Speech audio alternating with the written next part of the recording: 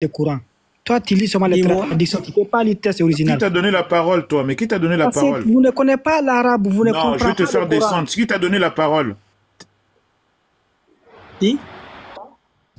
Non, mais c'est quoi ce genre de... Non, j'ai pas compris. J'ai pas compris parce que vous parlez tous en même temps. J'ai pas compris. Oui, j'ai pas compris parce que vous parlez tous. Continue l'explication, vas-y. Je disais simplement que le verbe utilisé dans cette verset, c'est le verbe sallouna. Par exemple, pour nous musulmans, Dieu, il n'a pas besoin de prier quelqu'un d'autre. Il a la capacité d'accepter nos prières. Tu vois? Et sur ce verset-là, par exemple, les savants musulmans comme Ibn Kassir, lui, il a donné quelques explications concernant ce verset. Pourquoi on dit que Allah subhanahu wa ta'ala, il prie sur le prophète Muhammad sallallahu alayhi wa sallam. Il faut savoir que donc, la prière que Allah fait sur le prophète Muhammad sallallahu alayhi wa sallam, ce n'est pas une prière comme nous, la façon dont on fait la prière. Parce que lui, quand il prie sur le prophète sallallahu alayhi wa sallam, il accorde sa miséricorde et sa bénédiction sur le prophète sallallahu alayhi wa sallam. C'est de ça qu'on parle, qu'Allah fait une prière sur le prophète Muhammad sallallahu alayhi wa sallam. Contrairement à nous, en tant qu'humains, si on fait une prière en tant que musulman, on cherche tout simplement la bénédiction auprès de notre Seigneur. Tu vois? Et ça, c'est un peu différent. Par rapport à un chrétien, par exemple, qui ne comprend pas l'islam ou bien qui critique avec une lunette christianisme, il serait très difficile de comprendre vraiment ce que le verset veut exactement expliquer sur ce point-là. C'est pourquoi je dis que ce que vous pensez donc de la verset, qu'Allah prie comme nous prions sur lui. Et ça, c'est une erreur. Ok, dis-moi, quel est le nom dérivé du mot Yusali là? Yusaluna. Bon, dans le texte, en fait, c'est comme ça a été conjugué. Attendez, je vais montrer. C'est salat. Attends. Voilà, c'est ça, c'est ce que je voulais. Voilà, ouais. Salat veut dire quoi? Salat veut dire prière. Ok, donc, c'est ce que je disais ici. Ouwa alasi yusali. Voilà, maintenant, donc, de yusali, nous avons le mot salat, n'est-ce pas? Salat qui veut dire? Prière. Maintenant, lorsque les anges, ici, les anges font la prière, qui exauce leur prière? Lorsque les anges font la prière, il faut savoir que les anges, ce sont des créatures de Dieu, comme nous les êtres humains.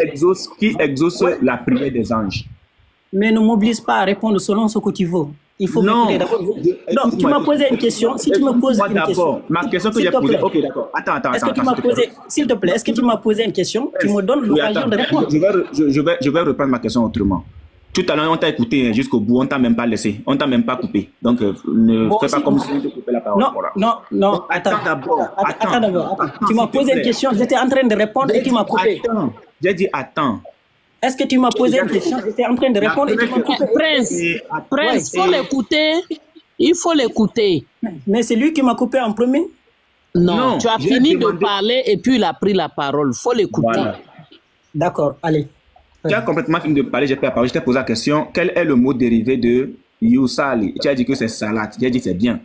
Maintenant, j'ai voulu poser une question sur les anges, mais je vais d'abord laisser placer les anges en deuxième position. Lorsque tu as posé la question sur les anges, attends.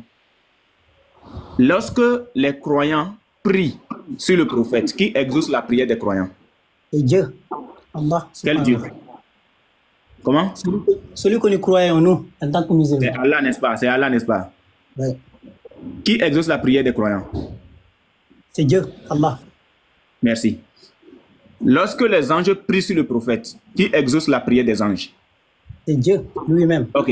Donc, le mot salat dérivé de Yusali ici, c'est toujours c'est le même mot, n'est-ce pas? Ouais. Ok. Maintenant, on nous dit que Allah aussi prie.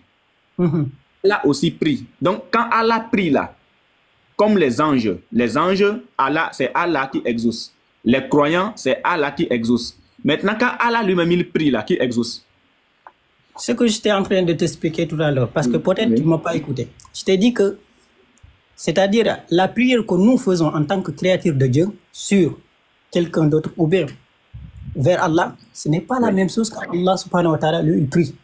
Mais c'est le mot même qui est utilisé, le même mot qui est utilisé. Oui, mais le même mot, il faut savoir que le même mot peut signifier plusieurs choses selon la personne qui l'emploie ou bien selon le contexte. Ça aussi, il faut le comprendre.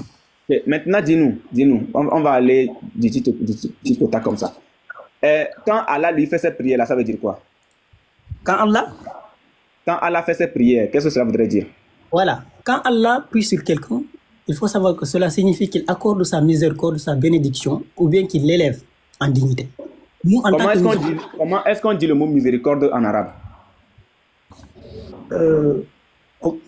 Il y a plusieurs synonymes. Oui, mais vas-y. Est-ce que Allah connaît le sens du mot miséricorde? Il y a le mot, par exemple, Ar-Rahma. Ar-Rahma, c'est miséricorde. Ar-Rahim aussi, c'est miséricorde. Ok. Quand Allah doit dire que j'accorde ma miséricorde au prophète, il peut le dire comment en arabe? En fait, tu t'éloignes un peu du sujet. Non, je ne m'éloigne pas. Non, tu m'as posé une question, s'il te plaît. Attends. Non, c'est toi qui dis que je m'éloigne du sujet. Attends, pourquoi me couper comme ça, s'il te plaît? Tu m'as posé une question, j'étais en train de répondre. Et tu me dis une question, tu as dit que je me suis éloigné. Maintenant, il faut que je reformule pour que je sois dans le sujet ou pas. D'accord, je te laisse en train de reformuler. Voilà. Par rapport aux anges et aux croyants, c'est le mot prière ou encore la salade qui est conjugué. Il n'y a pas de souci. Maintenant, par rapport à Allah, tu dis que c'est la miséricorde. Alors que le même mot qui est utilisé par rapport aux croyants et par rapport aux anges, c'est le même mot qui a été utilisé par rapport à Allah aussi. Maintenant, je te pose la question. Tu as dit que c'est la miséricorde que Allah accorde aux prophètes. Maintenant, je te pose la question. Est-ce que Allah connaît le mot miséricorde? Est-ce que Allah connaît le mot miséricorde en arabe? Tu veux que je te réponde non, il ne le connaît pas. Allah ne connaît pas le mot miséricorde en arabe? Oui. C'est vrai ça? C'est ce que tu veux. C'est ce que tu attends de moi comme une réponse. Je te donne ça.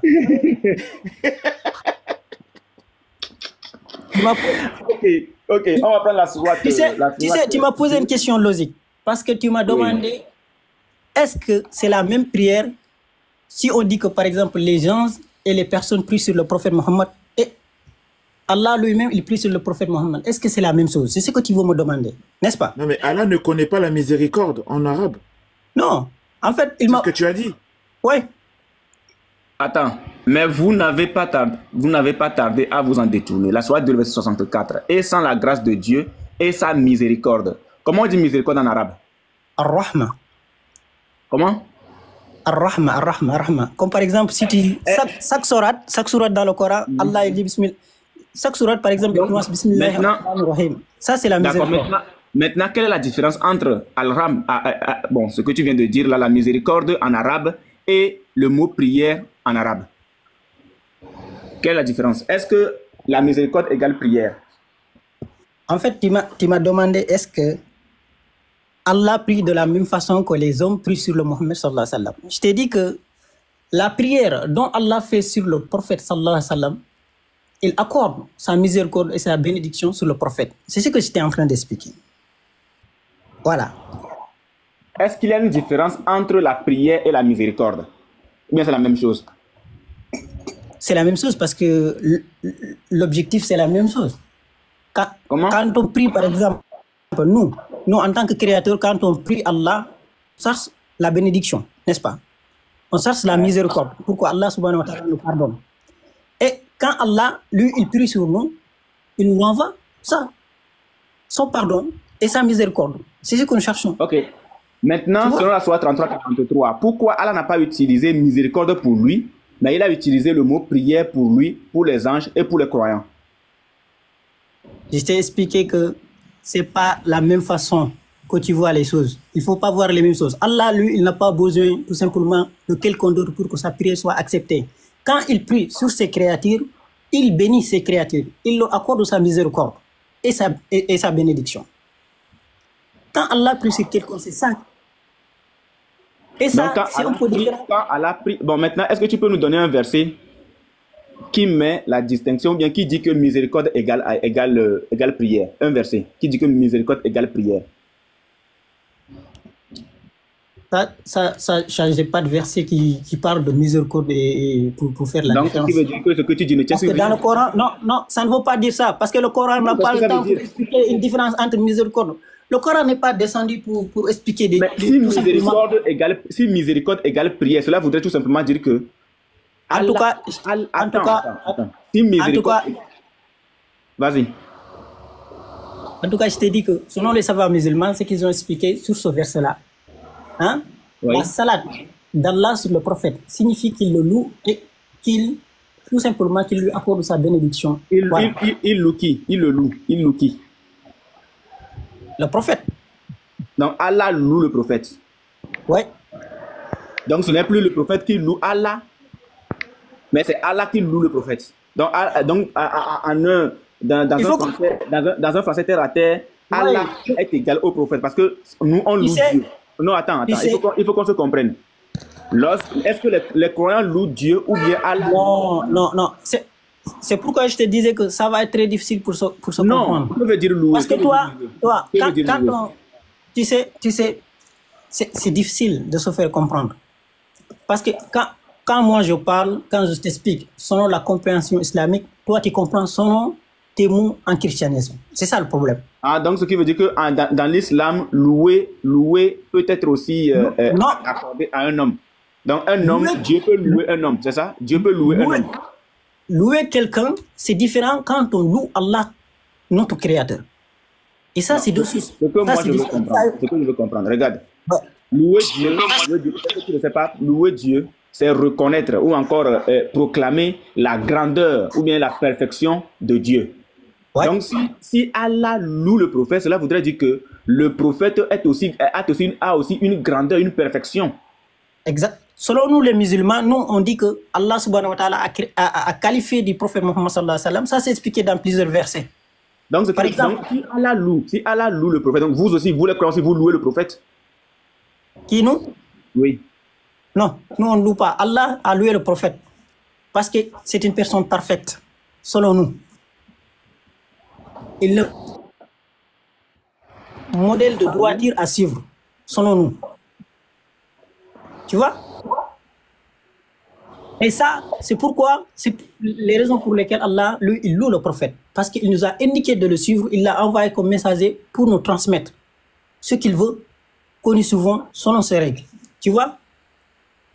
C'est pourquoi il le loue et il le met devant tous les musulmans comme une modèle de droiture pour que nous le suivons. Est-ce que tu sais que le verbe louer... Ça, c'est différent. Et ça, c'est différent quand... Est-ce que tu sais que louer veut dire adorer aussi? Est-ce que tu le sais? Non, selon toi. Parce que tu es chrétien. Non, pas selon moi. Selon le mot. Parce que si, je dis selon toi. Parce que si selon le mot. Non. Ok, non. Attends. Quel est le synonyme du mot louer? Donne-le-moi, je ne sais pas. Mais si tu ne sais pas, on te dit. Maintenant, tu dis que tu ne fais pas ça. Comment tu fais pour savoir que ce n'est pas ça? Pourtant, je t'ai dit simplement, donne-le-moi, je ne sais pas. Est-ce que tu peux faire la recherche toi-même? Est-ce que louer est synonyme d'adorer? Si on trouve oui, que louer est synonyme d'adorer, cela veut dire que Allah adore le prophète. En tout cas, je t'ai expliqué selon nous les musulmans, si Allah loue le prophète, il ne le loue pas pour l'adorer. Il ne le loue pas pour nous dire qu'il faut adorer le prophète sallallahu alayhi wa sallam. Parce que ça, c'est très clair. Nous, les musulmans, le prophète, c'est un simple prophète que Allah nous a envoyé pour que nous suivons les enseignements qu'Allah lui a donnés. Ça, c'est simple et clair. Il n'est pas notre Dieu. C'est juste un simple prophète. Tout simplement. Et quand Allah le loue... Attends. Mais s'il est juste un simple prophète, mais pourquoi tu peux nous dire que Allah loue le prophète? Je t'ai expliqué plusieurs fois parce que tu ne m'as pas compris. Je t'ai dit que Allah, quand il le loue selon son comportement. Parce que pour nous, en tant que musulmans, Allah nous a dit que le prophète, c'est un modèle de gloire à suivre. Il faut le suivre parce que c'est le modèle absolu en islam qu'il faut suivre. Il le loue selon ses qualités, sa droiture, sa perfection et selon l'enseignement qu'il nous a transmis. Donc vous aussi, vous louez le prophète selon sa droiture, sa perfection et sa miséricorde peut-être. Nous, on reconnaît qu'Allah subhanahu wa ta'ala a loué le prophète, il l'a posé comme modèle devant tous les musulmans, comme modèle à suivre. Donc, s'il a loué et vous le présentez comme un modèle parfait, donc vous aussi, vous avez le droit de le louer, n'est-ce pas? Non, on ne le loue pas. Mais Allah, lui, le loue. Pourquoi vous ne le louez pas alors? Oui, Allah pour louer le prophète, pour nous indiquer c'est un modèle à suivre, on peut le suivre. Oui. Mais nous, on ne le loue pas. Allah a le droit de louer le prophète, mais vous n'avez pas le droit de louer le prophète, c'est ça? Papa, Allah, il a le droit de faire tout ce qu'il veut, parce que c'est le créateur. Tu vois? Alors, si Allah a le droit de faire tout ce qu'il veut, donc et nous, nos actions sont conditionnées selon l'enseignement de l'islam, selon Allah subhanahu wa ta'ala, ce qu'il a donné le prophète. Unique Boy, continue le texte. Unique Boy, continue le texte. Le texte, il dit que Allah doit prier avec ses anges, mais après, il y a vous aussi que les musulmans doivent prier aussi le prophète. En fait, le texte est bien clair. On va lire le verset 56. En fait, le texte, si tu continues le texte, il est bien clair. Oui, certes, Allah et ses anges prient sur le prophète. Et vous qui croyez, priez sur lui et adressez-lui vos salutations. Donc, il y a la salutation qui est à part. Il y a aussi le mot prier qui est à part. Donc, Allah et ses anges prient. Donc, tu as dit que Allah loue le prophète. Donc, les anges également louent le prophète. On est d'accord, Prince? Continue. Donc, Allah et ses anges louent le prophète. Oh, vous qui croyez, louez aussi le prophète. On est d'accord? Lis le texte. Il t'a dit de lire le texte. Oui, c'est le texte que je dis. Oui, c'est le texte que je dis. C'est Allah et ses anges. Pour salutation. Non, sur ce texte, je n'ai pas vu le mot louer. Hein. C'est toi qui as parlé de. C'est toi qui dis que quand Allah prie, c'est que Allah loue. Oui, il t'a dit de lire le texte. Il faut lire le texte simplement. J'ai déjà lu le texte. Et pourquoi maintenant, quand tu lis le texte, tu fais semblant de dire louer alors qu'il n'y a pas de louer dedans? Qui a dit que Allah loue le prophète? Qui a dit ça? Mais ça, c'est différent, parce qu'il t'a dit de lire le texte. Tu as le texte en face de toi. Qui a dit ici que Allah loue le prophète? Qui l'a dit? C'est moi. Ça, c'est moi. Ça m'engage. Ça, c'est moi qui l'a dit. Toi, on t'a demandé de lire le texte. Il faut lire le texte. Je reviens donc à ma question de base. Quand vous, les croyants, vous priez sur le prophète, qui exauce la prière? C'est Allah. Ça, je t'ai déjà répondu. Attends, allons-y posément. Dans ce cas, que veut dire prier?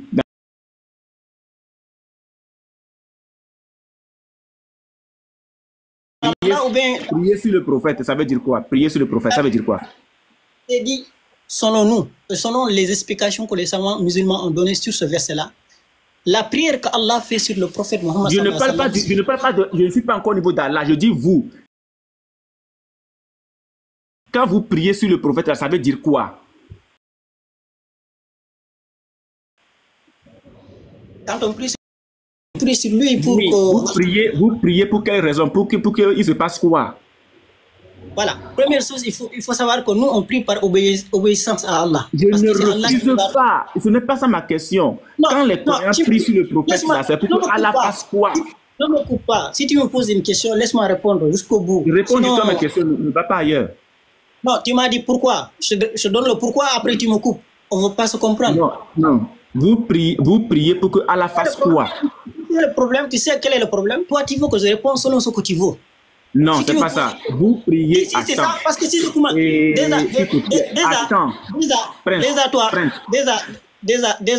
l'instant que je commence à répondre à une question, si ça ne te plaît pas et tu me coupes, tu me dis non, encore je veux. Si tu me poses une question, il faut me laisser l'occasion de répondre jusqu'au bout. Je pose ma question maintenant. Ok. Entre-temps, attends, je te pose la question, je te laisse parler, s'il te plaît. Lorsque vous, les croyants, vous priez sur le prophète, c'est pourquoi? Donc, je t'ai dit première chose. Les musulmans, pourquoi? Première chose, on prie sur le prophète parce que c'est par obéissance. Parce que c'est Allah, notre créateur, nous a demandé de prier sur lui. On prie sur lui. C'est un ordre donc dans le Coran. Première chose. Oui, vous priez pour que Allah fasse quoi au prophète? À vos prières là, vous priez pour que Allah fasse quoi? Vous priez pas au prophète. Je t'ai dit, ne me coupe pas. Mais tu ne réponds pas à la question, comment tu veux que je te coupe? Tu m'as demandé pourquoi, je te donne pourquoi. Peut-être ça ne te plaît pas, mais voilà, ça peut ne pas te plaire. Écoute encore. Tu ne comprends pas ma question. Je comprends très bien ta question. Je comprends très bien ta question. Attends, je te réponds. Attends. Quand toi, attends, on va prendre un autre exemple. Quand toi, Prince, quand tu pries Dieu et que tu lui adresses une requête, c'est pour que Dieu fasse quoi? C'est pour qu'Allah accepte ma prière. D'accord. Lorsque vous, les croyants, vous priez sur le prophète, c'est pour que Allah fasse quoi? C'est pour qu'Allah fasse quoi? Je te réponds.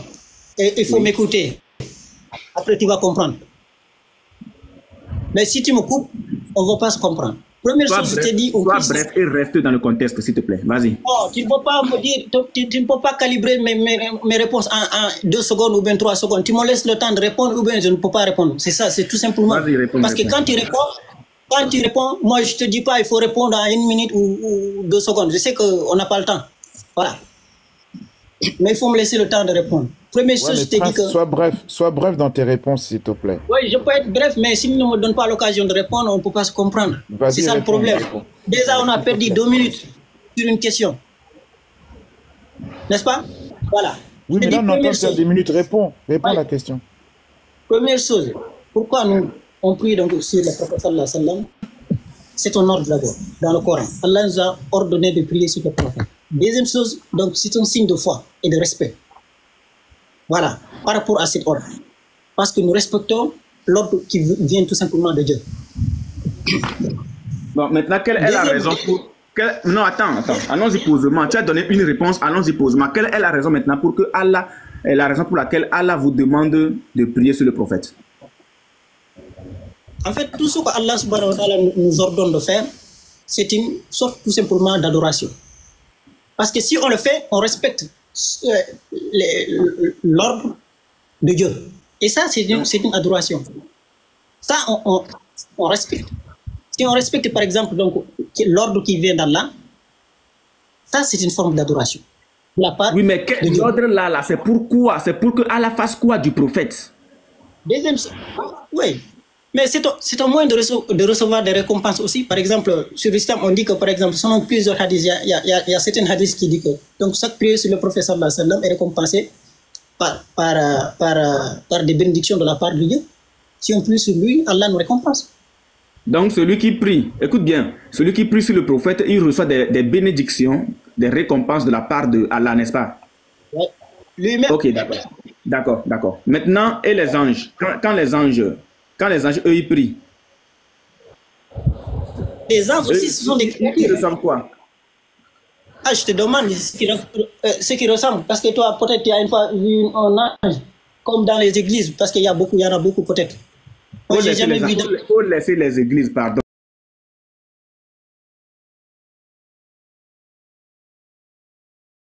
Vous priez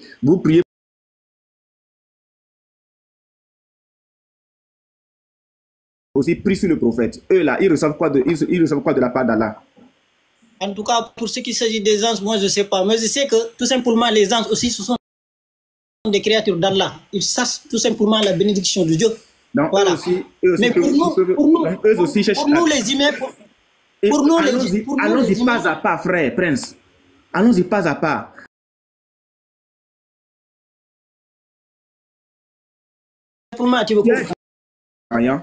Que Allah, quand Allah vous demande de prier sur le prophète, c'est pour que vous ayez en retour une bénédiction et des récompenses de la part d'Allah. On est d'accord?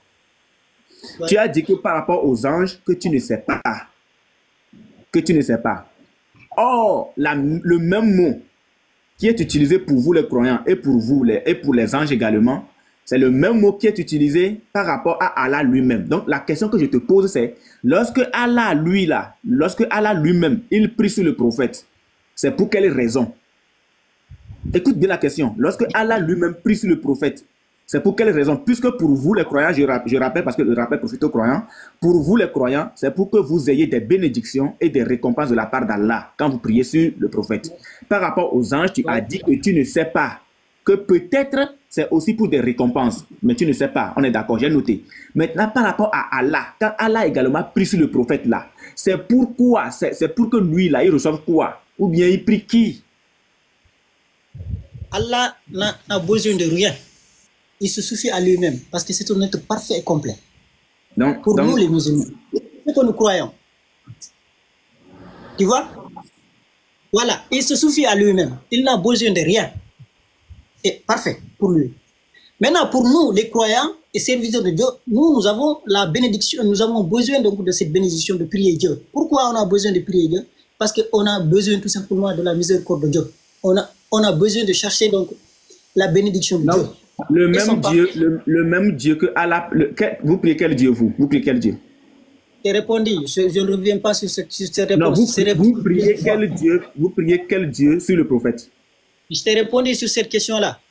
Non, je veux juste comprendre quelque chose. Vous priez quel Dieu? Tu l'as posé plus de 5 fois. De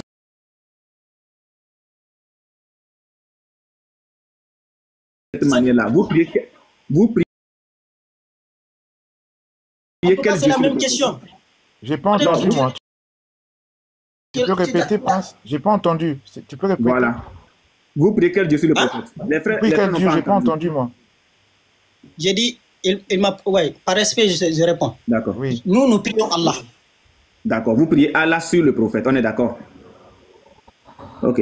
Maintenant, les anges, eux, ils prient qui sur le prophète? Demande ça aux gens. Moi, je ne suis pas un ange. Quoi? Certes, Allah et ses anges prient sur le prophète.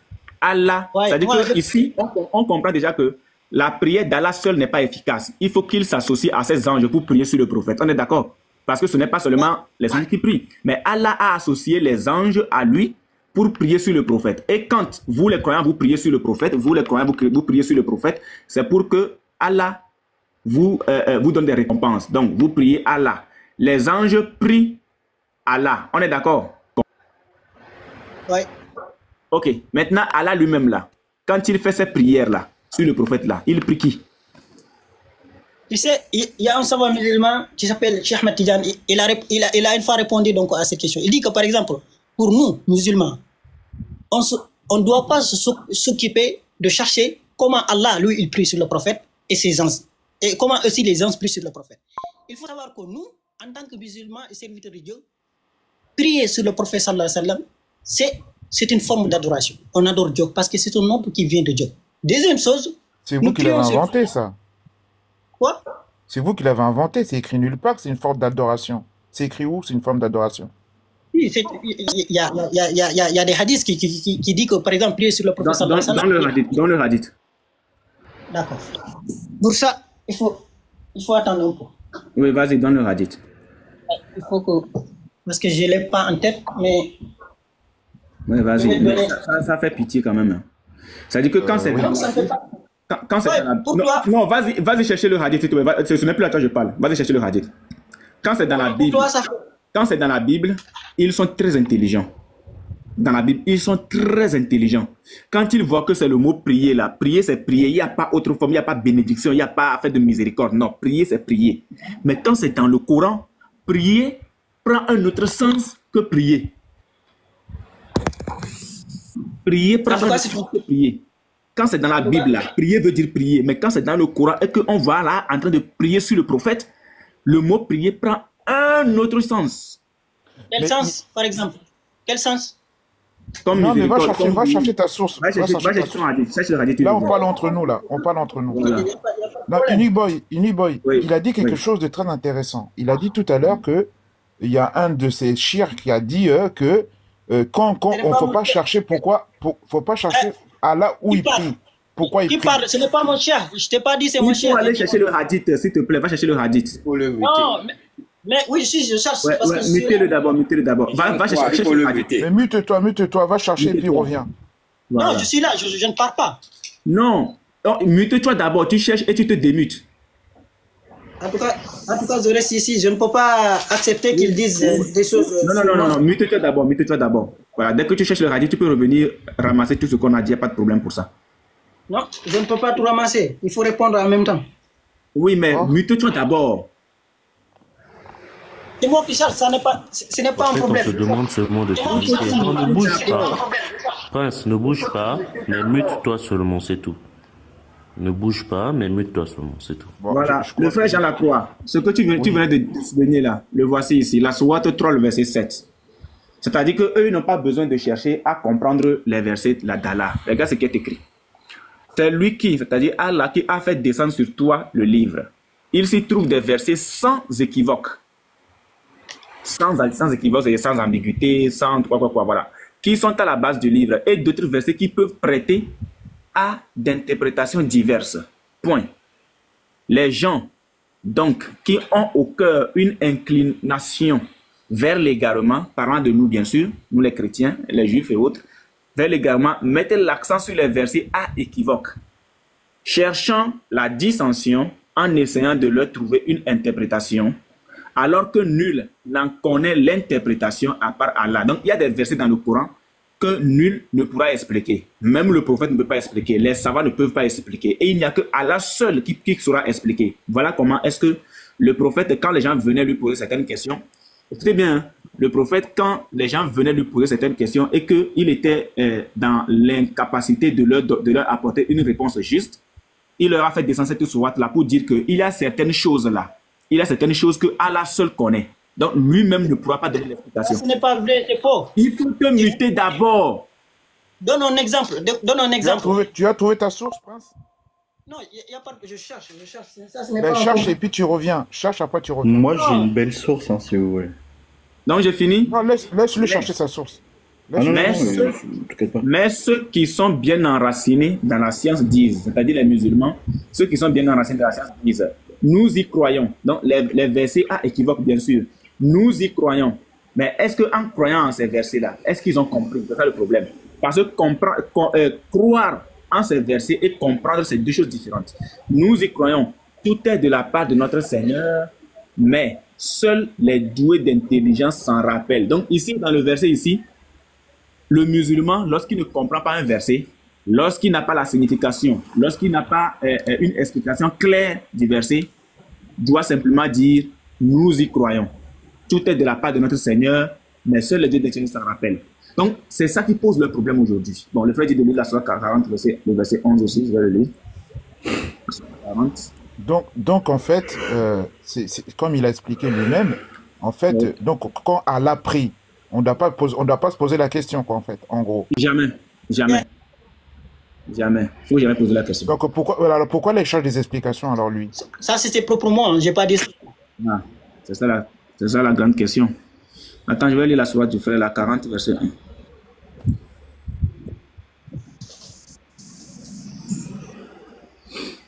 La révélation du livre vient d'Allah, le puissant, l'omniscient. Ah, le A-Mim, c'est ça? Le nouveau, le A-Mim. Hein? Regardez, hein, j'ai comme l'impression que... Attends, j'ai mis quoi là? 40 verset 1, non? Il dit non, attends, il dit oui. Ouais, c'est ça, le A-Mim. Bon, les frères, peut-être que c'est moi qui ne comprends pas bien. Hein. Lisez-moi ceci là, on va comprendre. On dit, les gens donc qui ont au cœur une inclination vers l'égarement mettent l'accent sur les versets à équivoque, cherchant la dissension en essayant de leur trouver une interprétation, alors que nul n'en connaît l'interprétation à part Allah. S'il vous plaît les frères, quand on dit nul n'en connaît l'interprétation à part Allah, est-ce que le prophète fait partie de ceux qui comprennent le texte en question? Non, parce que le prophète fait partie des gens. Nulle personne. C'est-à-dire qu'il voilà. Met même le prophète dedans. Voilà. Nul n'en connaît l'interprétation à part Allah. Ce n'est pas écrit à part Allah et son messager. Non. C'est écrit à part Allah. Et puis il y a point. Donc en commentaire, vous qui dites que ce que je lis est faux là, venez nous expliquer. Nul n'en connaît l'interprétation à part Allah. Venez nous expliquer. Est-ce que le prophète comprend ou bien connaît l'interprétation de ces versets à équivoque ou pas? Ben, il y a un autre musulman qui est avec nous, là. Il y a Cruzo, qui est aussi musulman. Cruzo, je pense qu'il est chrétien. Hein? Non, Cruzo, il est musulman. Ah, d'accord. Cruzo, il est musulman. Je le connais. Cruzo. Oui, shalom à tous. Okay. Salam. Papa. Mais au thème, il y a des... Papa, attends, j'arrive. Après. Tu es musulman? Comment? Oui, je suis musulman. Je suis sous la bannière musulmane actuellement. Okay. C'est comme Real Barça. Explique-nous ce verset. Alors que nul n'en connaît l'interprétation à part Allah. Explique-nous cette phrase-là. Ah, ça veut dire que... Les versets à équivoque. Ça veut dire qu'il y a des versets, il y a des sourates dans le Coran que on a beau lire, on ne comprendra pas la profondeur. Et qui connaît la profondeur? Et il n'y a qu'Allah qui la connaît.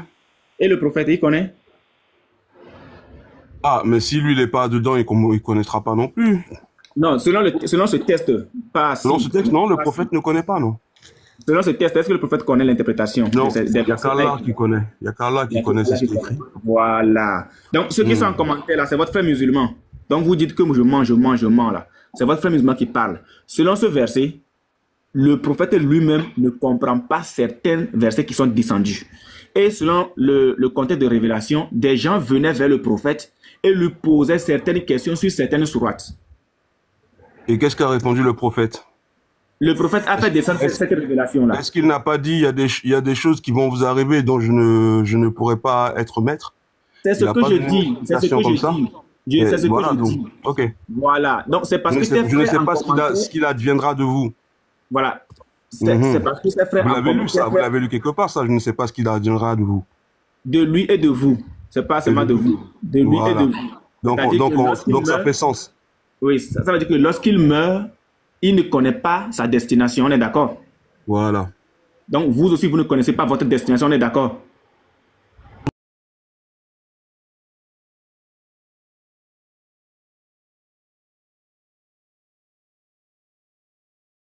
Qui auront la sincérité dans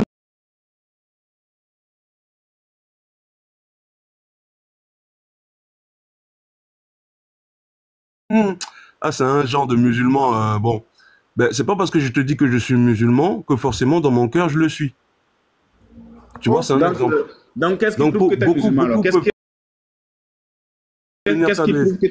Qu'est-ce qui prouve que tu es réellement musulman? Comment peut-on te reconnaître en tant que vrai musulman? Allah seul sait. Donc, toi-même, là où tu es aujourd'hui, tu ne sais pas si tu es musulman.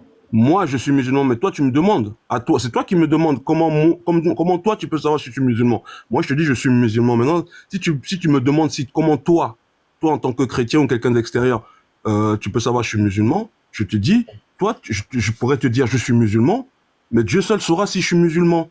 Tu comprends ce que je veux dire ou pas? T'as pas compris? Donc, pour quelqu'un qui prie, ok?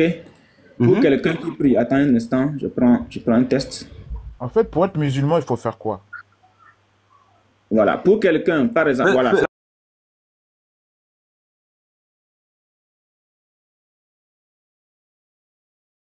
es musulman ou pas? Donc, celui qui fait la shahada. Tu pourras me dire que tu es musulman,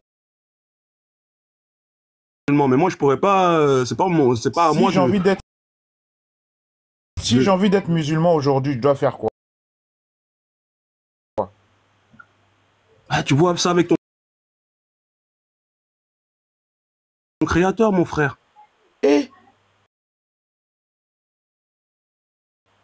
Aïe. Ah bon?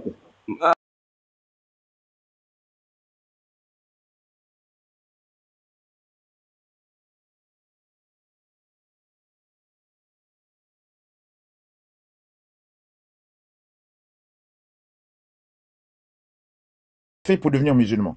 Ben, j'ai suivi Issa et ensuite j'ai suivi Mohamed.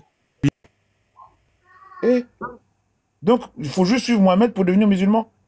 Ah, il faut suivre le Coran, oui, de ce que Mohamed a fait. Ah non, là tu es en train de changer. Il faut suivre le Coran ou Mohamed? Mohamed, il est venu tout seul.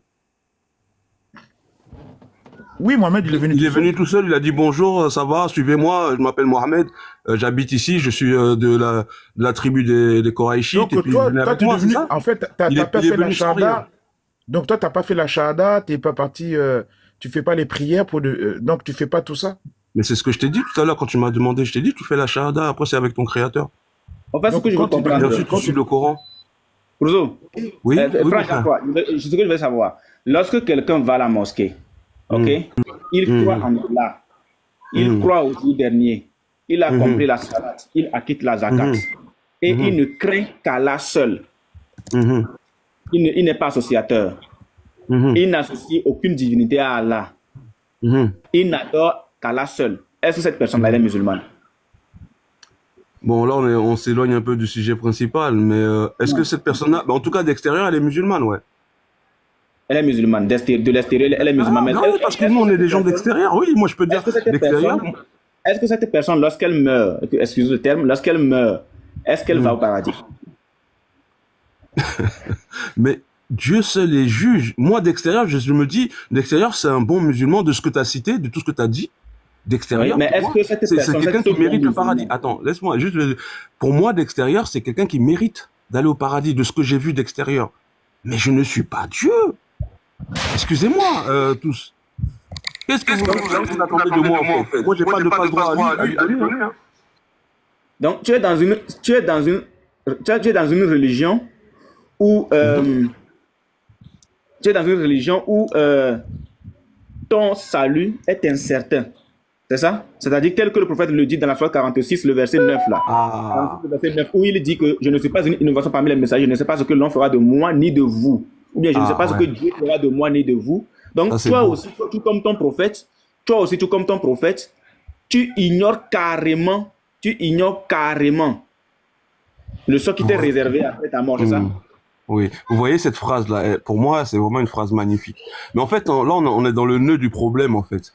Le nœud du problème dans les débats, et je ne fais pas beaucoup de ces débats-là, il y en a beaucoup qui me connaissent déjà depuis un moment, mais dans le nœud du problème, en fait, c'est que les musulmans, en fait, dans leurs écrits, malgré tout ce qu'ils pourront faire sur cette terre, ils ne seront pas certains de leur salut. A contrario, les chrétiens, malgré tout ce qu'ils pourront faire, et ce qu'ils feront pas, et ce qui ne sortira pas d'extérieur, parce qu'on peut tous être des bons chrétiens, des bons musulmans d'extérieur. Malgré tout ça, ils sont assurés de leur salut. Donc c'est ce qui est vendu, en fait. C'est ça que je veux savoir. Parce que moi, je reste un être humain, j'essaie de faire ce que je peux au maximum, mais je ne peux pas donner, c'est pas moi qui donne le certificat. Quand tu vas à l'école, c'est pas toi qui te donne le certificat c'est ce que tu auras produit. Donc, en fait, vous reprochez, en fait, dans ce nœud-là, des musulmans qui vont faire beaucoup d'efforts et qu'à la fin, ils ne sont pas sûrs que ce soit bon ou pas. Ok, et ce que je voudrais savoir. Alors, quelle est l'utilité de la sourate 43, le verset 70, quand il est dit, vous qui êtes musulmans, entrez dans le paradis, vous et vos épouses, vous y serez fêtés. Donc, quand on dit musulmans, quand Allah dit vous qui êtes musulmans, donc il ne s'adresse pas à tous les musulmans d'ailleurs. Mais oui, mais ça c'est la question elle est bien aussi, puisque quand Allah dit, et ça fait lien avec la prière dont vous parlez depuis tout à l'heure, ou l'explication qui peut être que d'Allah, c'est que quand Allah dit vous les musulmans entrez au paradis, lui, le musulman qu'il a vu, c'est à l'intérieur. Il sait qui est vous les musulmans. C'est-à-dire on est après le jugement. Donc il sait qui est vous les musulmans. D'accord. Donc si je comprends bien ce que toi tu vas attends, c'est pas voilà, j'ai déjà compris. Pas le musulman que toi tu vas voir de moi ou toi tu vas voir donc qui fait la zakat, qui fait la prière, qui va à la mosquée, tout ce que toi tu vois, c'est pas le même musulman que Dieu voit. Voilà. C'est bon, on a compris. Dès que tu commences en même temps, on comprend. Maintenant, dis-nous, si Allah lui connaît les cœurs, il sait qui est musulman de l'intérieur. Alors, quelle est l'utilité du jugement? Quelle est l'utilité de la balance avec laquelle il doit peser les œuvres des musulmans avant qu'il n'entre au paradis? Quelle est l'utilité de cette balance-là? D'accord.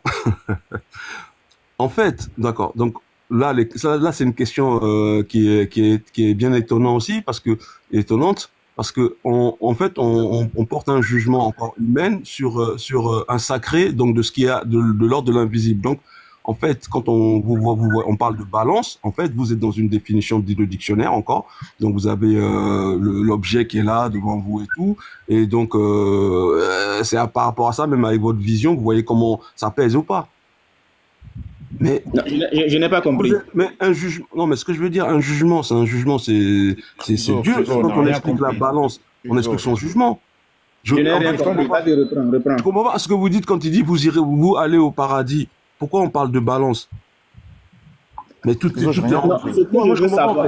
C'est-à-dire qu'il ne sait pas, en fait, ce que tu veux essayer de me faire comprendre. En fait, Dieu ne sait pas non plus comment la balance va peser. Tout ce que tu viens de dire là, tout ce que tu veux dire, on n'a rien compris. Écoute bien la question. Je vais résumer rapidement. Rapidement, là, ça va être clair. Attends, je repose la question, je récapitule, d'accord?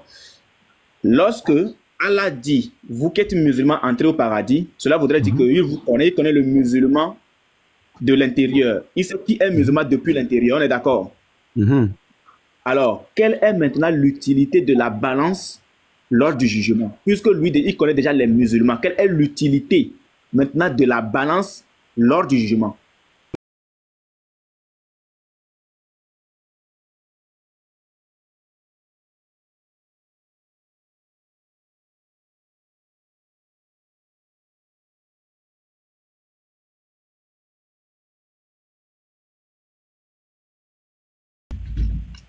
C'est bon, moi ce que je veux te dire, c'est que si Allah il est là et tu penses qu'il est comme nous, c'est-à-dire que il ne sait pas, il va poser la balance et puis il va être là pour regarder aussi comme nous dans l'expectative. En fait, dans la croyance chrétienne ou musulmane, en tout cas moi je parlais des musulmans, il y a ce qui est la prédestination, il y a des choses qu'on peut comprendre et des choses qu'on peut pas comprendre. Un jugement, c'est une procédure pour nous. C'est-à-dire que tu viens, tu as fait ce que tu avais à faire sur Terre, tu viens, tu es jugé, tu passes. Maintenant qu'il te donne l'explication de dire que les musulmans allaient ici, c'est la résultante du jugement. En fait, peut-être que c'est moi qui ai du mal à comprendre ta...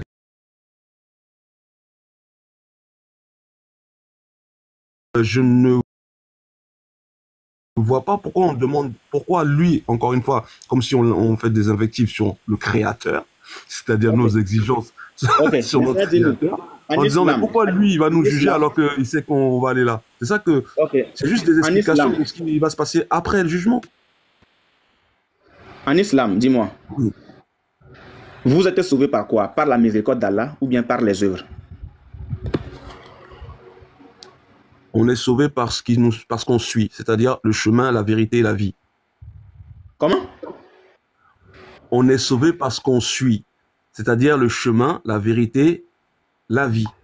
Non, vous êtes sauvé par les œuvres, les bonnes œuvres. Ah, pardon, j'ai un peu dévié. Voilà. Oui, vous êtes sauvé par les bonnes œuvres ou bien vous êtes sauvé par la miséricorde d'Allah? Alors, c'est deux étapes. On fait tout pour faire des bonnes œuvres. Nos intentions sont de faire des bonnes œuvres. Des fois, on chute parce qu'on est des hommes. Et par la miséricorde d'Allah, on peut accéder au salut. Mais c'est lui seul qui juge. Comment? Donc, on est sauvé par les deux. Non, je ne comprends pas. Vous êtes sauvé par la miséricorde et par les œuvres? Mais parce que la miséricorde vient après les œuvres. On est d'accord, encore une fois. Le pardon, tu ne l'as pas avant l'acte. Non, je comprends. On ne peut pas dire on est sauvé par les œuvres. On va faire simple, regarde, on va faire simple. On va prendre. Donc, il y a les œuvres qui interviennent aussi pour entrer au paradis. Oui, il y a les bonnes œuvres. Ouais. Les bonnes œuvres, d'accord. Je vais te prendre un test. Attends, je vais te prendre un test. Je vais te prendre un hadith. Tu vas mieux nous expliquer le hadith en question. Allez, c'est pas... Ouais, attends. Moi, je suis pas fan des hadiths, mais vas-y, je t'écoute. Ouais, on va y aller posément. On va y aller posément. Je suis pas fan des hadiths, mais Friso, il prend pas trop les hadiths, en fait. Ouais, mais bon, déjà, il y en a qui me connaissent trop bien dans cette affaire-là, mais je vais pas rester longtemps. Parce que si tu ne prends pas les hadiths, alors je vais te lire ceci. Je serai obligé de te lire ceci avant de... Non, mais il n'y a pas de problème. Hein, c'est pas ma discipline. Encore une fois, je suis venu, c'était par rapport à prier, expliquer tout ça, mais bon, c'était pas... Ok, voilà, regarde ceci. Je mets ma cam. Alors, ravi de savoir que tu ne prends pas trop le hadith. Cela voudrait dire que tu es un mécréant, très cher ami. Je savais que ça allait partir comme ça. Bon. Regarde ce qui est écrit. Regarde. Donc, là, c'est un de tes savants, l'imam Isaac ibn Rayoui, puisse Allah lui accorde sa miséricorde, a dit: quiconque reçoit du messager d'Allah une information et la juge non crédible et la rejette sans contrainte est un quoi? Mécréant. Ouais, mécréant. Voilà, donc toi, si tu reçois de la sunna du prophète une parole que le prophète a dit et que toi tu rejettes cette parole, tu deviens quoi? Je reprends.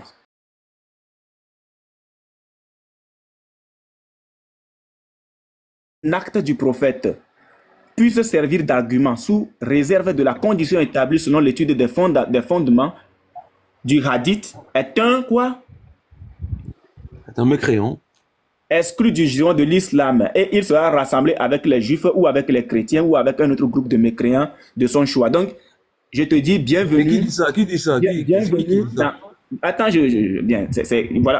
Voilà le test. Mais voir Mifta Al-Jana, Fitatatan Biasuna, page 14.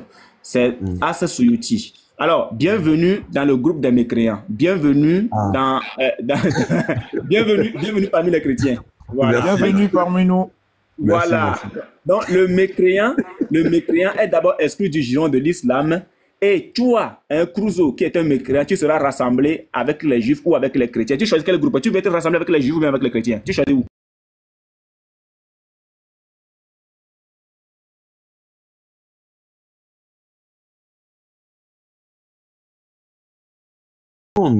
Mais Allah, ici, là, c'est pas dit que tu seras rassemblé avec tout le monde. Tu seras rassemblé soit avec les juifs, soit avec les chrétiens. Mais de toute façon. Ouais, mais dis pas que c'est Allah qui dit. Hein. Là, c'est. Oui, mais tu préfères quel groupe? Les juifs ou les chrétiens? Ou encore un autre groupe de mécréants? Tu préfères quel groupe? Mais les chrétiens suivent un descendant de juifs. Non, tu veux être rassemblé avec